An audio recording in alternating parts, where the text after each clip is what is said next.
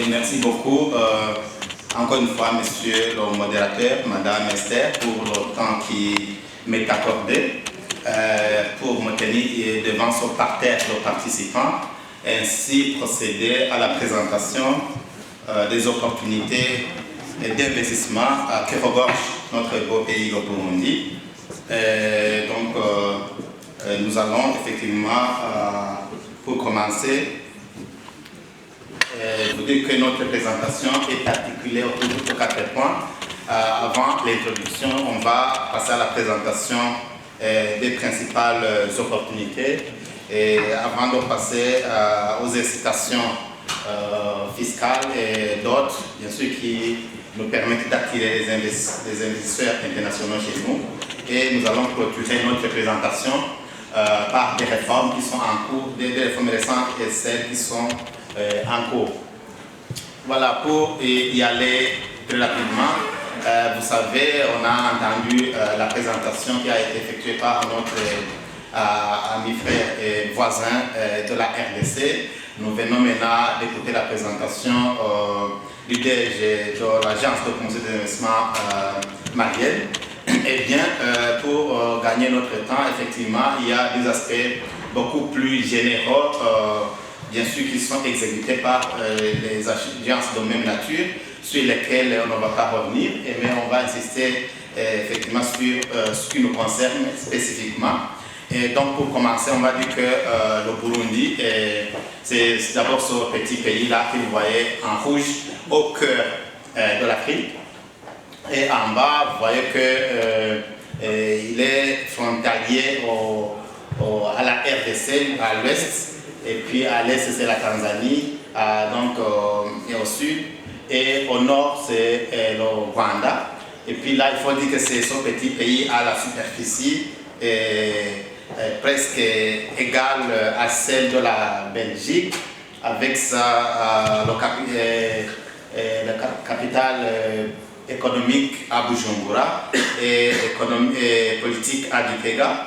Le Burundi a une population d'environ 13 millions d'habitants, majoritairement constituée par des jeunes. Et vous voyez que les jeunes occupent une proportion d'à peu près 66%. Et ce beau pays-là est dirigé actuellement par le général-major Evariste Ndayishimiye. Alors, pour aller très rapidement, je vous dirais que ce pays a entamé depuis l'année dernière, donc l'année 2023, une nouvelle ère, l'ère de la nouvelle vision, une vision du Burundi, pays émergent en 2040 et pays développé en 2060. Et il est dit qu'à l'horizon 2040, le Burundi sera un pays paisible, où chacun vit dans des conditions décentes, où personne ne meurt d'une cause évitable, avec une économie compétitive tirée par les secteurs agroalimentaires et industriels à haute valeur ajoutée, et par une exploitation minière au bénéfice de la société, le tout dans un environnement naturel préservé et avec la prise en compte du genre et de l'équité. Donc, je reviens sur cet énoncé de la vision pour essayer de mettre en évidence les secteurs clés, les secteurs prioritaires que le Burundi a choisi de mettre en avant et sur lesquels, effectivement, notre présentation va être axée pour mettre en évidence le potentiel que regorge ce pays. Donc, la question que l'on veut se poser est celle, bien sûr, de connaître quelles sont les opportunités d'investissement dans chacune je dirais, dans chacun de ces secteurs prioritaires au Burundi. Et pour répondre à cette question, effectivement, on va exposer les atouts du paysage économique du pays, les institutions fiscales ainsi que les réformes, comme on l'a déjà mentionné au niveau du plan de la présentation. Alors, pour commencer, je vous la rappellerai, comme je viens de le dire, que le Burundi, dans sa vision, est déterminé à ce qu'il soit caractérisé par un secteur agroalimentaire compétitif. Mais là, vous direz comment, étant donné qu'on a mis en évidence la petitesse géographique du territoire géographique de ce pays. Mais là, ce qu'il faut dire, c'est que le Burundi ne prétend pas effectivement influencer les prix mondiaux ou conquérir des vastes marchés, mais le Burundi mise plutôt sur le microclimat qui procure à notre production agricole une très haute qualité en termes de goût, de saveur et de nutriments qui sont par ailleurs très rares dans le monde. C'est notamment le cas de notre café, le cas du thé, de nos fruits et légumes, de notre sucre, de nos poissons, du panier à huile, etc. J'ai mis là-bas des photos pour vous montrer déjà la splendeur qui règne dans ces champs-là de thé sur les collines du Burundi. À droite, c'est la photo du café qui a battu son record en termes de meilleure qualité, donc qui a été choisi comme café de meilleure qualité au niveau mondial. Ça, c'était au cours d'une compétition organisée par la CE en 2017 à Boston. Donc, à partir de cela, déjà, vous voyez que nous avons de quoi vous inviter à venir investir au Burundi, en particulier dans le secteur de la transformation et de l'exportation des produits agroalimentaires. Et là aussi, en termes de défis, nous sommes conscients aussi qu'on a besoin des chaînes de froid, et bien sûr pour pouvoir valoriser toute cette production-là des fruits et légumes, pouvoir les conserver, les transporter et donc jusque dans les marchés qui sont prometteurs dans le monde entier. Et puis, en 2040, le Burundi aussi sera caractérisé par un secteur, je dirais, sera caractérisé par un secteur minier qui soit exploité au bénéfice de la société. Là, ce qu'on a essayé de faire, c'est de vous présenter toutes ces minéraux-là qui existent au Burundi. Et il y a vraiment une large variété de mines et carrières qui soient en quantité abondante. Et ici, les indices nous montrent qu'il y a beaucoup vraiment de minéraux tels que vous les voyez là-bas. Il y a le nickel, il y a le cobalt, il y a l'or, il y a le castérite, il y a le wolfram, l'étain, et ainsi de suite. Il y a le lithium. Voilà, il y a les pierres comme la marbre en quantité abondante. Ici, à titre d'exemple, vous mentionnerez que le Burundi est le deuxième plus grande réserve mondiale de nickel. Là déjà, il y a les 3 gisements qui ont des réserves estimées à environ 260 millions de tonnes, et soit 6% des réserves mondiales de nickel. Imaginez avec la petitesse du territoire que je vous ai présenté, et donc regorger de quantités pareilles de nickel. Et vous comprenez tout simplement que c'est tout le pays qui est constitué de ces minéraux. Voilà, et ce qu'il y a à vous dire maintenant, c'est que actuellement, l'exploitation de ces substances est dominée par une exploitation de type artisanal et donc de surcroît de faible production. C'est pour cela qu'en attirant les investissements dans ce secteur, nous voulons que ce secteur soit exploité à travers des partenariats publics-privés gagnant-gagnant, à travers bien sûr la signature des contrats équilibrés qui garantissent le partage équitable des revenus. C'est cela qui nous a poussé à réviser notre code minier dernièrement, de sorte qu'effectivement, on puisse y inclure, je dirais, des innovations et après à la formule de partage donc, de la production, mais aussi au type d'exploitation qui vont passer de l'artisanat à mécaniser, voire même industriel. La photo que vous voyez là-bas illustre déjà à gauche donc la photo de son Excellence Monsieur le Président de la République qui était en visite sur le site minier de Murehe. Là c'était en province du nord de Kirundo, là où tout récemment on vient de découvrir qu'il y a donc ces gisements. Et les photos à côté, vous voyez que ce sont des lithium, des cuivres, tout ça, ce sont sur des sites qui existent réellement au Burundi. Et donc que les investisseurs intéressés pourraient venir saisir et donc exploiter, mais à travers, comme je l'ai déjà souligné, des contrats équilibrés. Il est dit aussi qu'en 2040, l'économie burundaise sera tirée par un secteur industriel à haute valeur ajoutée. Là, ce que nous voulons dire, c'est que l'industrie manufacturière au Burundi regorge d'énormes opportunités en ce sens que la grande partie de tous les biens de consommation manufacturés sont importés. Donc, il y a différentes catégories d'industries à développer au Burundi. Là, on citerait l'industrie de la transformation des produits agroalimentaires, des productions de matériaux de construction, les fertilisants pour l'agriculture, l'industrie textile par exemple, l'industrie de la fabrication donc, des chaussures, étant donné qu'il n'y a qu'une seule industrie textile, et l'industrie pharmaceutique, étant donné que très peu de médicaments sont produits localement, l'industrie d'emballage biodégradable, la transformation de déchets ménagers en énergie ménagère, donc en remplacement du charbon, la fabrication des produits dérivés du cuir par exemple, ça là on fait allusion aux chaussures, aux ceintures, aux sacoches. Donc là, vous voyez qu'effectivement, il y a plusieurs catégories d'industries à développer dans ce domaine. Ce n'est pas que dans l'industrie, ici vous saurez aussi que le secteur des TIC, ou alors on va dire du digital, est beaucoup plus prisé au Burundi, étant donné que nous voulons un Burundi qui soit caractérisé par un secteur de services diversifié, performant et moderne.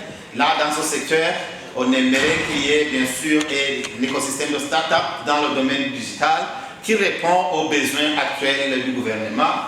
Là, quand je dis besoin actuel du gouvernement, c'est que l'ambition du gouvernement, c'est la digitalisation de toute l'administration, mais aussi des services qui sont offerts par les services donc, du gouvernement, la digitalisation de tous les services financiers, avec bien sûr des technologies, donc la fintech. Il y a le besoin d'Internet à haut débit, il y a la possibilité de développer des TIC dans les entreprises et les écoles pour une meilleure compétitivité. Il y a besoin, par exemple, de développer la e-technologie au niveau de tous les secteurs, que ce soit de l'enseignement, de la téléphonie, ainsi de suite. L'école CMK sont quasi inexistants. Il y a des besoins d'entreprises de télécommunications. Ici, vous saurez qu'il n'y a que 3 entreprises qui sont recensées pour cette population d'environ 13 millions d'habitants. Il y a les besoins de développement de différents types de logiciels. Tout ça, au niveau de la finance, vous saurez qu'on a très peu de banques qui sont, je dirais, internationales. Donc, on a besoin de ce type de banque avec des services associés. Il y a besoin des fonds de garantie, bien sûr, pour appuyer les investisseurs qui sont porteurs de projets bancables. Il y a besoin d'investissement dans les bureaux d'information de crédit. Il y a des besoins de sociétés d'assurance, donc de niveau international. Et voilà. Et puis, autre chose, c'est que maintenant, dans le secteur du tourisme, et toujours dans le secteur des services, il faut dire que le Burundi, c'est ce pays de 1001 collines verdoyantes, avec des écosystèmes et des paysages diversifiés, avec une splendeur à couper le souffle. Le Burundi compte jusqu'à ce jour plus de 200 sites touristiques recensés, mais dont 123 sont déjà reconnus comme tels. Il y a besoin d'investissement dans le développement et l'exploitation des sites touristiques. Les photos que j'ai mises là-bas, ce sont des photos réelles, donc qui montrent les chimpanzés par exemple dans la forêt de Kibira, qui montrent la forêt de Kigwena au sud du Burundi. Ici à droite, ce sont les danseurs de la région du nord du Burundi. Tout ça, c'est pour montrer le potentiel touristique qui existe au Burundi. Et là, il y a possibilité d'ériger, de développer donc les sites touristiques qui seraient susceptibles d'attirer, bien sûr, les touristes. Et quand on parle de tourisme, on ne manquera pas de souligner notre potentiel énorme qui est exploité dans le lac Tanganyika, parce que le lac Tanganyika est la plus grande attraction touristique du Burundi, qui s'étend sur un linéaire de 130 km et elle est la plus grande réserve d'eau douce dans le monde. Et le lac Tanganyika est le deuxième lac le plus profond du monde, après le lac Baïkal bien sûr de la Russie. Il est le plus étendu d'Afrique, après Victoria. Il a une espèce de poisson endémique. Là, on citerait le mukeke, le ndagala, le nonzi, le capitaine, le sangala, le cué. Tout ça sont des poissons qui naissent grandissent et meurent dans le lac sans pour autant être, je dirais, et voilà, donc exploiter vos produits. Et les côtes du lac Tanganyika ne demandent qu'à être aménagées pour rivaliser avec les plus belles plages du monde. Et là, nous avons besoin des bateaux de croisière avec des restaurants à bord, des sports nautiques, etc. Là, encore une fois, on vous montre des photos des hippopotames qui sont au bord du lac Tanganyika. Il y a la plage du lac là à côté, mais qui jusqu'à présent nécessite des aménagements vraiment pour que cette splendeur, cette beauté autour du lac soit mise à profit par la population et nos visiteurs. Voilà, autre chose, c'est que le Burundi compte aussi des forêts et parcs qui sont sources importantes d'attractions touristiques à aménager. Là, pour nous citer quelques exemples, il y a la forêt de la Kibira, vous voyez là-bas, qui est un véritable sanctuaire de singes, de chimpanzés, de types d'arbres endémiques. Il y a le parc de la Rouvu qui compte plus de 1500 buffles et autres animaux sauvages.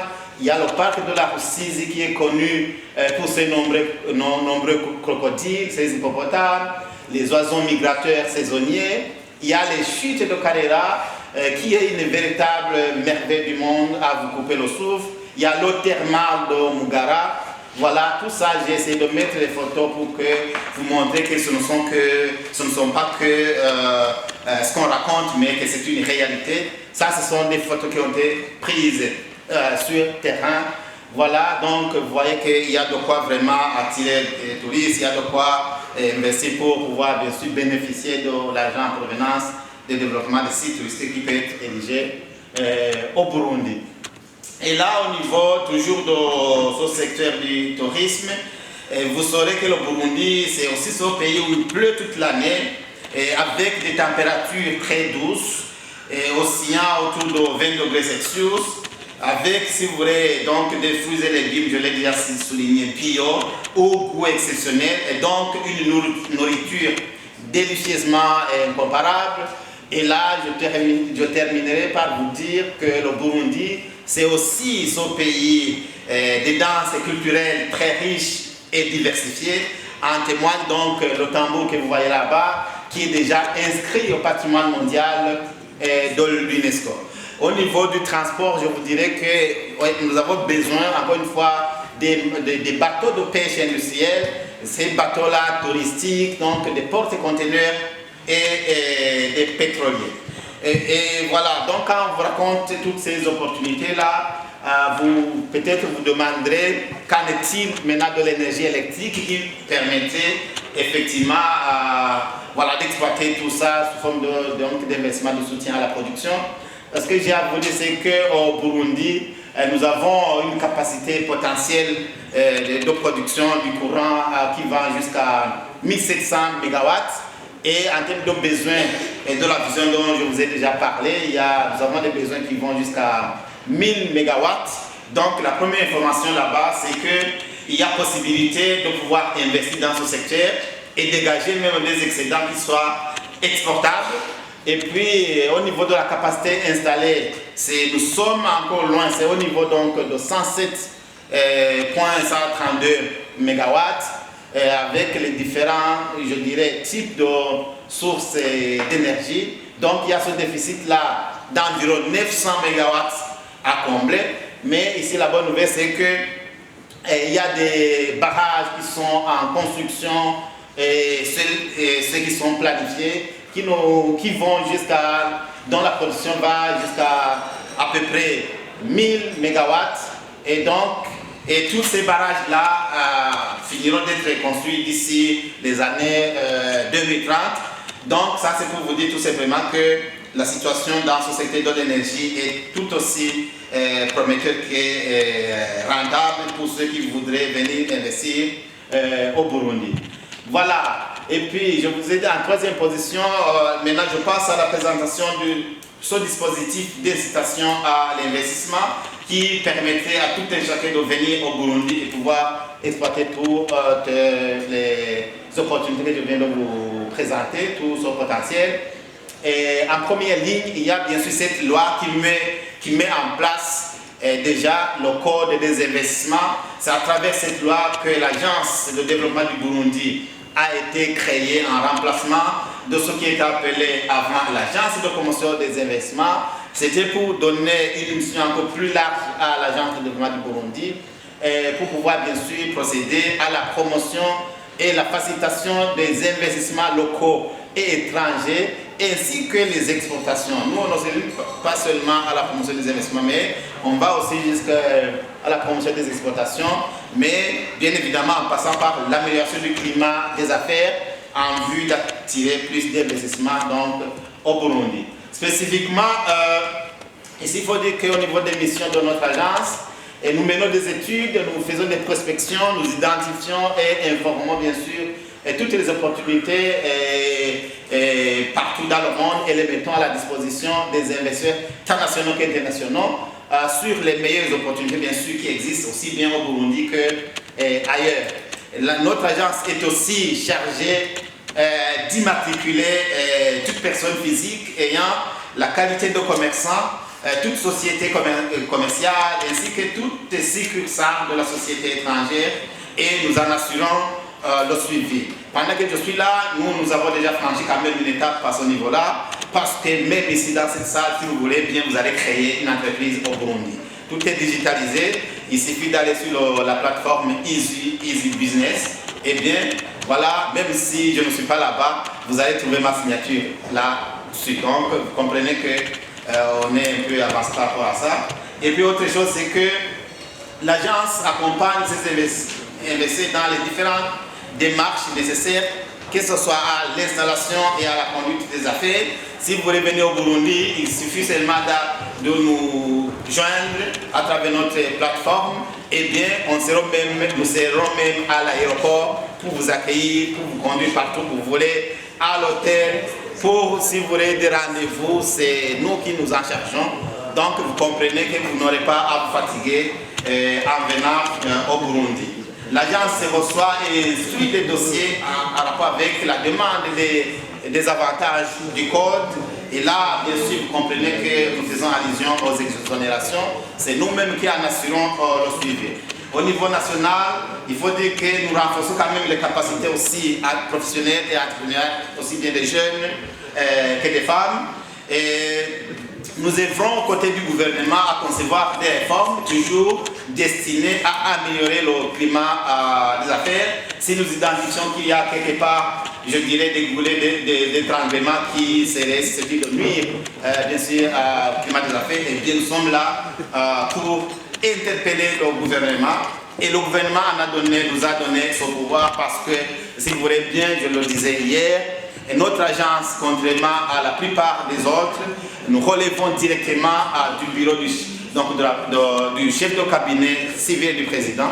Donc c'est une institution spécialisée de la présidence de la République du Burundi. Ça, c'est pour donner du crédit à ce que nous faisons, pour que, effectivement, si vous avez vous rencontrez, au niveau de ce chapitre, il y a les exonérations des droits de mutation immobilière. Chez nous, ça commence par ça. Si vous venez, vous avez à acquérir un terrain, là où il faut construire, ériger vos investissements. Si vous venez, vous achetez votre maison parce que vous en aurez l'attitude et la possibilité, eh bien les frais de mutation, vous n'aurez pas à les supporter, donc c'est exonéré d'office. Et puis il y a l'exonération de la taxe sur la valeur ajoutée et ou des droits de douane à l'importation. Pas seulement des matériaux de construction, mais nous allons aussi, si vous voulez, jusqu'aux intrants de production. Ici, nous faisons allusion aux matières premières, donc qui sont destinées à ces investissements. Et troisièmement, vous voyez que le taux d'impôt sur les bénéfices des sociétés est réduit sensiblement les 5 premières années. La première année, vous aurez à supporter juste 5% seulement, alors que les autres, dans les conditions normales, supportent jusqu'à 30%. Et ça va augmenter légèrement jusqu'à la 5e année, parce que vous voyez, la deuxième année c'est 10%, la troisième année 15%, et ainsi de suite. Voilà, c'est donc jusqu'à la 6e année que vous allez commencer à payer ce taux normal de 30%. Et puis il y a des exonérations aussi de la taxe sur la valeur ajoutée sur les matières premières et équipements même achetés, si vous voulez, localement. Donc ce n'est pas seulement ce qui est importé, même ce que vous achetez localement, mais qui soit destiné à cet investissement, eh bien, ça va être exonéré. Et Autre chose, si vous avez besoin d'importer des véhicules qui sont utilisés dans votre projet, ces véhicules aussi sont exonérés. Et ici, bien sûr, ce sont des véhicules que nous qualifions d'utilitaires. Ici, même si c'est, je dirais, un véhicule de luxe, mais qui est utilisé par le directeur général, par exemple, de votre société, eh bien, ça va être exonéré aussi.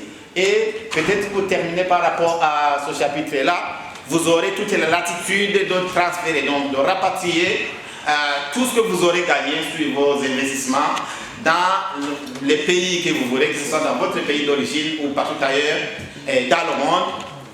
Et évidemment, en fonction, bien sûr, aussi, pour autant que le permette, bien sûr, la disponibilité, voilà, donc, les devises. Et puis, ça, c'est par rapport, bien sûr, à voilà, ce que vous pouvez gagner sous forme d'exonération. Maintenant, pour gagner ces exonérations, pour que vous soyez éligible à ces avantages, ça, c'est l'article 14 de notre code qui montre qu'il suffit que votre projet soit un nouveau projet d'investissement, il suffit que ce soit un projet d'extension, un projet de réhabilitation, un projet de modernisation dans notre projet qui soit existant. Eh bien, vous êtes éligible à ces avantages. Maintenant, par exemple, je vous dirais qu'il y a un appel d'offres international. Il suffira de consulter notre site. Vous verrez qu'il y a un appel d'offres visant, bien sûr, à un partenariat qui doit être noué entre l'État du Burundi et les investisseurs qui le voudraient sur la réhabilitation, l'extension, voilà, donc, de l'hôtel Source du Nil. Eh bien, si vous êtes preneur et vous vous engagez, vous aurez donc à bénéficier de toutes les exonérations autour des biens, que ce soit des équipements, les matériaux que vous aurez à entrer dans ce projet-là. Et le niveau qui est requis, le niveau d'investissement, le coût d'investissement qui est requis pour bénéficier de ça n'est pas énorme. Il suffit seulement que ça atteigne le coût global, 500 000 $. Eh bien, vous aurez donc à bénéficier de ces avantages. En fait, il faut vous conformer bien sûr aux textes réglementaires existants en rapport avec la protection de l'environnement, par exemple. Et ça, c'est normal. Et donc, là, vous aurez à gagner bien sûr ces avantages. Et puis, au niveau de ce dispositif, je vous dirais déjà qu'il y a aussi un décret qui porte la création d'un régime de zone franche au Burundi. Donc là, vous comprenez que si vous venez investir et que vous inscrivez dans le cadre, bien sûr, des gens qui sont élus dans le cadre de ce décret-là, vous allez aussi gagner des avantages beaucoup plus spécifiques, et pour autant que, bien sûr, votre production va, une grande partie, être tournée vers l'exportation. Là, je n'aurai pas nécessairement à citer tous les éléments qui sont là-dedans, donc vous les voyez. Et puis, il y a aussi le projet de loi portant création des zones économiques spéciales. Là, je n'ai pas oublié, par exemple, les agropoles, tout ça, les zones économiques industrielles, ils sont déjà identifiés. Eh bien, c'est un arsenal, je dirais, les infrastructures sont à ériger, ils sont identifiés, je dis bien, mais ils ne sont pas encore, je dirais, aménagés. Hier, j'ai vu un monsieur qui présentait un projet à Lubumbashi, donc là, il faut ériger des infrastructures, tout ça. Eh bien, messieurs, vous êtes bienvenus au Burundi. Dans ce projet-là, vous voyez que vous serez, par exemple, intéressant, et du moment que vous serez, par exemple, preneur de ce marché-là, allant dans le sens d'aménager ces zones économiques industrielles, par exemple, et ça peut être intéressant pour vous, les agropoles, tout ça. Donc, vous êtes les bienvenus. Et puis après, les gens qui voudraient venir exercer les activités au sein de ces zones économiques spéciales, là aussi, il y a des régimes qui vous avantagent effectivement. Donc, aussi là, vous êtes bienvenus. Donc, je ne pourrais vous dire qu'au Burundi aussi, le Burundi occupe aussi une position stratégique. Parce qu'effectivement, il fait partie d'une, je dirais, une multitude de beaucoup d'ensembles économiques régionaux. Là, je ne citerai que donc, la communauté d'Afrique de l'Est, le marché commun du Sud, donc le Comesa, la ZLECAf que vous connaissez très bien et bien d'autres. Et donc, cela offre au Burundi un vaste marché. Et je le disais que juste à l'ouest, un peu c'est la RDC, on disait 100 millions d'habitants. Quand je vous ai montré sur la carte, Quand vous voyez le Burundi à côté de la RDC, tout simplement, ça veut dire que si vous venez vous investir au Burundi, vous avez tout ce marché-là, à côté de la RDC. Et donc, à côté du Burundi, de la RDC, vous avez la République unie de la Tanzanie, qui est là. Donc, vous comprenez. Étant donné que nous sommes dans la même communauté, en fait, c'est tout cela que je vous raconte tout ça, la communauté d'Afrique de l'Est. Si vous êtes au Burundi, vous êtes à la République unie de la Tanzanie, vous êtes à RDC, eh bien, il y a tout ce vaste marché-là. Donc, inutile de voir la petitesse de l'économie burundaise, mais pour vous dire, c'est ça aussi l'intérêt de l'intégration régionale. Donc, je ne manquerai pas de vous dire cette opportunité-là qui consiste à lier la République unie de la Tanzanie à la RDC à travers avec leur chemin de fer à écartement standard. On ne l'a pas déjà souligné, mais je le dis, ça passe de la République unie de la Tanzanie à la RDC en passant par le Burundi. Donc, vous comprenez tout ça que vraiment venez investir dans cette région-là, en particulier au Burundi, ça ne peut qu'être prometteur pour tous ceux qui voudraient venir y investir. Voilà globalement ce que je peux vous dire par rapport à cette position-là stratégique qui soit intéressante pour le Burundi. La technique, ça n'avance pas, mais je voudrais vous dire que terminer peut-être par les réformes. Là, il n'y a pas peut-être grand chose à dire, c'est juste un peu, je dirais, la conclusion. Pour vous dire qu'effectivement, en termes de réformes légales et institutionnelles, il y a ce que je vous ai déjà souligné, le code des investissements qui est nouveau, qui est déjà là, en remplacement de l'ancien, c'était en 2021. L'innovation, c'est qu'il y a une précision de ces avantages-là, des biens d'investissement qui bénéficient des avantages du code, je l'ai déjà souligné. Il y a précision aussi des délais pour les gens qui vont bénéficier de ces avantages. Il y a aussi le code minier qui est nouveau, je vous ai déjà dit, qui réglemente la manière de partage de cette production-là.